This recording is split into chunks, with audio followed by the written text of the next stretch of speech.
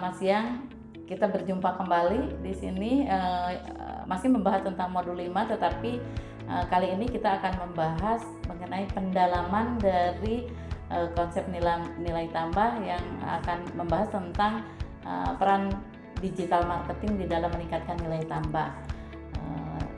Saya hari ini ditemani oleh teman saya, rekan saya, yaitu Pak Reja, ya. Bapak Reja ini merupakan dosen di Fakultas Teknik Universitas Siliwangi, ya. Itu. Selamat siang Pak Reja. Selamat siang Bu Nok. Assalamualkum. Waalaikumsalam warahmatullahi. Apa kabar Pak Reja? Alhamdulillah kabar baik. Gimana Bu Nok, sehat? Alhamdulillah ya. Kita mungkin kita perlu tahu dulu ya. Jadi jangan sampai salah kaprah begitu ya Pak ya. Sebetulnya apa sih yang dimaksud dengan digital marketing? Oke, baik. Terima kasih Bu Nok. Bismillah. Yang pertama, digital marketing ini bisa kita artikan sebagai serangkaian aktivitas untuk melakukan pemasaran atau promosi suatu produk tertentu, dan tentu saja dengan menggunakan media digital atau internet atau keduanya. Nah, di sini bisa kita artikan juga bahwa digital marketing ini merupakan salah satu metode marketing, Bu, di mana kita menggunakan media digital atau dapat dikatakan tidak lagi menggunakan media-media yang cetak begitu atau paperless atau konvensional. Nah, di sini kita bisa lihat dengan menggunakan device yang aksesnya bisa dilihat langsung ataupun didengar secara langsung, dan baik itu terkoneksi internet maupun tidak terkoneksi internet. Ya, saya berikan salah satu contoh begini. Misalnya kita ke mall nih Bu, pada saat ke mall kita lihat Videotron. Nah, pada saat itu kan kita tidak mengakses internet, tapi bisa melihat dan mendengar informasi atau iklan dari sebuah produk di Videotron tersebut. Dan kemudian kalaupun misalkan kita melihat Facebook, kemudian IG, itu terkoneksi internet, kita bisa melihat iklan ke sana, itu pun merupakan salah satu konsep dari digital marketing. Juga, ya, Pak? Iya. Dan kemudian yang paling harus kita tekankan bahwa digital marketing ini memiliki tujuan untuk menarik calon konsumen atau pelanggan kita secara cepat dan juga sebanyak mungkin. Dan nantinya calon konsumen itu selain tahu terhadap apa yang kita tawarkan, produk-produk kita, tidak hanya tahu tetapi mau untuk membeli dan tertarik dengan itu kan tujuannya itu ya terhadap produk kita. Jadi kalau cuma tahu saja kurang rasanya, dan harus sampai mau dan nantinya diimplementasikan dengan membeli produk kita. Nah, poin pentingnya yang menarik yaitu bagaimana nanti menarik konsumen dengan jalan membangun jaring atau koneksi. Nah, ini konsep digital marketing secara singkat dan umum gitu ya Bu. Oke, tadi sudah dijelaskan ya, memang luas begitu ya. Luas itu. Digital marketing ini, jadi tidak sesimpel itu Bu. Tidak sesimpel yang saya bayangkan begitu ya Pak ya. Kemudian karena kita hari ini kita juga membahas tentang nilai tambah, sebenarnya kita ingin tahu sebetulnya bagaimana sih peran digital marketing ini di dalam meningkatkan nilai tambah tersebut. Nah, jadi gini Bu, sebelum nanti cerita ke nilai tambah, saya mau sedikit menghubungkan dulu dengan beberapa keunggulan dari adanya digital marketing. Nah, yang pertama keunggulannya ini anggaran yang dikeluarkan untuk marketing dengan memanfaatkan digital marketing ini biayanya customize. Artinya disediakan dari yang sangat low budget sekali sampai dengan budgetnya yang lebih fleksibel gitu ya, mungkin mereduksi cost begitu ya. Cost kita disesuaikan dengan anggaran. Bisa jadi anggaran kita terbatas, oke, kita menggunakan jenis digital marketing yang ini. Nah, itu yang pertama Bu. Yang kedua, ini kecepatan penyebarannya.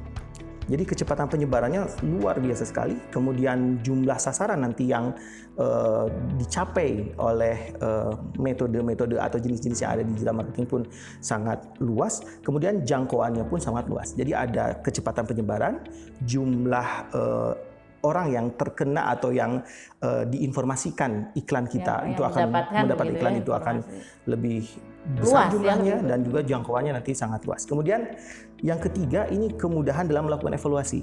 Nah, evaluasi terhadap produk kita tentu saja dapat kita lihat dengan mudah apabila iklan yang kita keluarkan dan juga review terhadap produk yang digunakan itu akan muncul di sosial media, misalkan salah satu contohnya. Nah, kita lihat berapa yang like, berapa yang nonton, berapa yang komentar positif maupun negatif, itu merupakan hal-hal yang sangat menguntungkan, jadi feedback ya, buat kita. betul. Evaluasi betul. ya. Nah, ini mudah sekali untuk melakukan evaluasi dibanding dengan misalkan cara-cara konvensional yang tentu saja kalau kita mau mengevaluasi membutuhkan anggaran yang luar biasa besar sekali.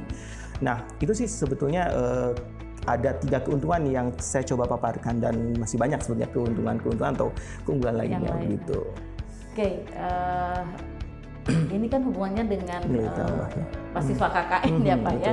Mau tidak mau ini digital marketing yang akan kita sampaikan materi ini tentu nanti hubungannya dengan masyarakat di pedesaan ya. Jadi sebetulnya bagaimana sih kita mengaplikasikannya karena sasaran kita ini adalah di pedesaan begitu. Nah, baik untuk aplikasi di pedesaan saya coba runut dulu dari umum dulu nih Bu. Nanti saya akan coba ke spesifik di pedesaan. Gitu yang pertama kita lihat dulu dari jenisnya dulu deh Bu. Yang pertama jenisnya itu ada website. Nah, di dalam website ini biasanya si produk tertentu kita informasikan, kita share informasinya itu ada di website. Jenisnya, produknya, dan lain sebagainya, klasifikasi harga dan lain sebagainya. Yang kedua, kita memanfaatkan search engine marketing. Di dalamnya mencakup SEO, di mana tujuan yang kedua ini bagaimana kalau misalkan salah satu ada produk kita misalkan minuman sehat misalkan. Pada saat kita ketikkan di search engine, bagaimana kita bisa muncul yang paling pertama, produk kita dikategorikan minuman sehat. Yang ketiga, ini sosial media marketing. Dulunya, sosial media ini memang diperuntukkan untuk menjalin silaturahmi antar satu orang ke orang yang lain, ke kelompok yang lain. Tetapi seiring dengan perkembangan zaman sekarang, sosial media ini dijadikan sosial media marketing. Jadi beralih atau bertambah fungsi sarana untuk marketing. Nah, ini ternyata sangat-sangat efektif gitu.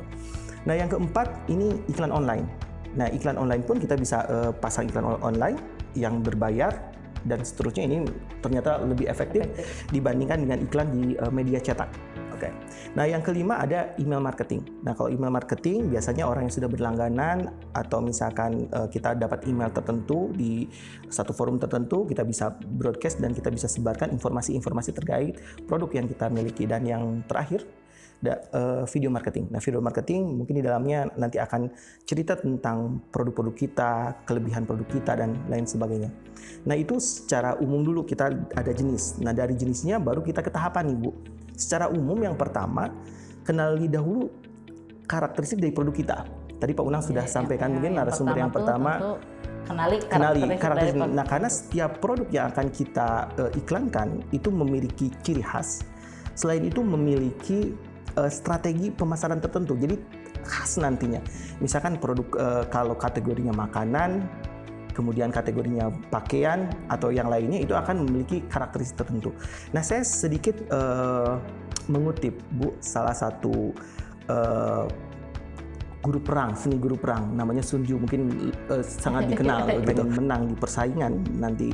Yang pertama kita harus mengenali diri kita.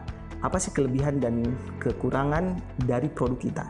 Ya, kita pun harus tahu posisi produk kita itu adanya di mana dan seberapa banyak pesaing produk-produk kita. Dan nanti kita akan jualan di area mana atau kita klasifikasinya mau seperti apa. Ya, seperti kalau mungkin pernah dibahas di materi-materi sebelumnya yaitu mengenai value proposition. Betul, mungkin ya. Nanti itu mungkin ada kanvasnya gitu ada kanvasnya juga di modul ini. Nah, nanti kita lihat dulu itu satu Bu. Nah, setelah kita tahu persis, nanti kita tentukan nanti jenis digital marketing mana yang akan kita pakai.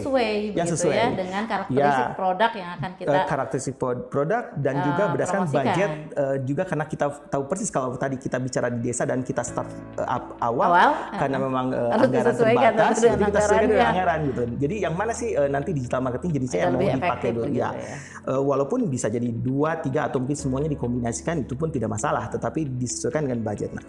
Nah, yang kedua nanti kita siapkan tools yang akan kita gunakan untuk melakukan pemasaran. Nanti apakah nanti websitenya kita coba bikin, apakah kita bikin akun media sosialnya, kemudian kita beri identitas brand terhadap produk itu, dan baru yang ketiga kita siapkan konten.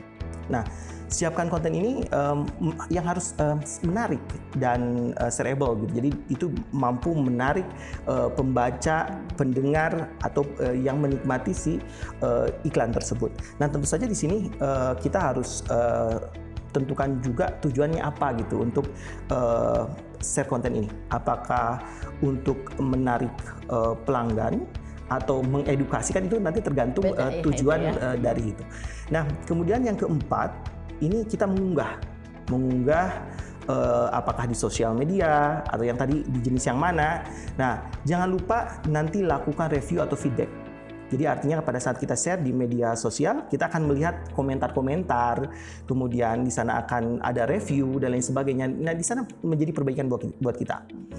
Nah, yang keenam, nanti kita coba masuk dan bergabung di marketplace publik. Nah, ini sangat-sangat baik dan banyak manfaatnya. Termasuk kalau kita misalkan ada di komunitas tertentu, misalkan di FB ada komunitas untuk satu produk tertentu, atau misalkan komunitas, anggaplah misalkan komunitas wisata kuliner dan lain sebagainya, kita alangkah baiknya untuk bergabung di sana. Dan yang ketujuh, nanti yang tidak kalah penting dan memang ini harus diperhatikan, yaitu selalu menjaga kualitas, Bu. Jadi gimana supaya produk-produk ini kualitasnya tetap terjaga, kemudian layanan terhadap konsumennya pun tetap kita berlakukan seoptimal mungkin, sebagus mungkin, dan selalu nanti kita kembangkan dan juga ciptakan nilai tambah yang tadi kita jelaskan di modul ini bagi produk kita. Tapi bagaimana sebetulnya nanti bisa nilai tambah itu bisa dirasakan oleh konsumen kita, sehingga nilai tambah itu bisa dirasakan oleh dua pihak yang saling menguntungkan nantinya. Di sisi produsen juga di sisi konsumen mungkin ya.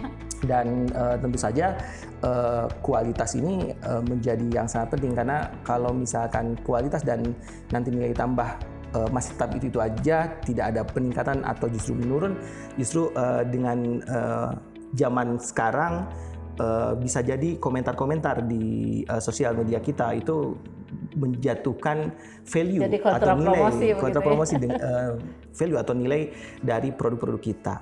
Nah, itu secara umum sih, Bu, kalau tadi ceritanya bagaimana implementasi dari digital marketing secara umum. Nah, tadi terkait kita berharap penjelasan ini masuk ke desa, secara khusus di pedesaan. Gitu. Nah, kalau di pedesaan sendiri memang urutan-urutan tadi menjadi urutan-urutan yang bisa kita implementasikan. Nah, jadi yang pertama, peran mahasiswa itu sebagai pendamping pada saat mendampingi untuk agen-agen perubahan yang ada di desa nantinya. Awal. Nah, kemudian langkah kedua, kita harus memetakan kembali di desa tersebut nanti komoditas apa atau produk apa yang akan dikembangkan. Ini menarik sekali ya, Pak Reja. Saya jadi tidak sabar nih ingin cepat-cepat melihat action para mahasiswa dengan mengaplikasikan digital marketing untuk meningkatkan potensi atau mengembangkan potensi-potensi yang ada di wilayah tempat mereka ber-KKN, sehingga nantinya bisa mendongkrak perekonomian masyarakat di desa. Itu harapannya ya, meningkatkan nilai tambah, juga meningkatkan daya beli masyarakat di sana. Saya ingin Pak Reja memberikan cukup 3 kata kunci saja. Sebetulnya bagaimana peran digital marketing di dalam meningkatkan nilai tambah terhadap produk yang ada di pedesaan ini. Cukup 3 kata aja, Pak. Efektif, efisien, dan optimal. Oke, itu ya, efektif, efisien, dan optimal. Dan optimal ya. Saya kira ini 3 kata yang menyangkut keseluruhannya ya, dari segala aktivitas. Efektif, efisien, optimal. Optimal, Ya. betul. Mudah-mudahan nanti juga apa yang dilakukan oleh mahasiswa bisa mencakup 3 hal tersebut Ya, ya. betul. Begitu. Terima kasih Pak Reja Sama-sama, sudah Ibu. bergabung bersama kami. Ini Sama-sama, informasi terima yang kasih. Ya. sangat berharga sekali. Mudah-mudahan sangat bermanfaat. Insya Allah bermanfaat bagi peserta KKN Ya. semuanya. Kita akhiri perjumpaan kita kali ini. Mudah-mudahan lain waktu kita bisa Insya Allah, ngobrol-ngobrol siap. lagi ya dengan hal yang lebih menarik lagi. Saya kira demikian para peserta KKN semuanya. Terima kasih atas perhatiannya. Mohon maaf jika saya banyak kata-kata yang masih salah begitu ya. Terima kasih. Kita tutup dengan Assalamualaikum warahmatullahi wabarakatuh. Waalaikumsalam.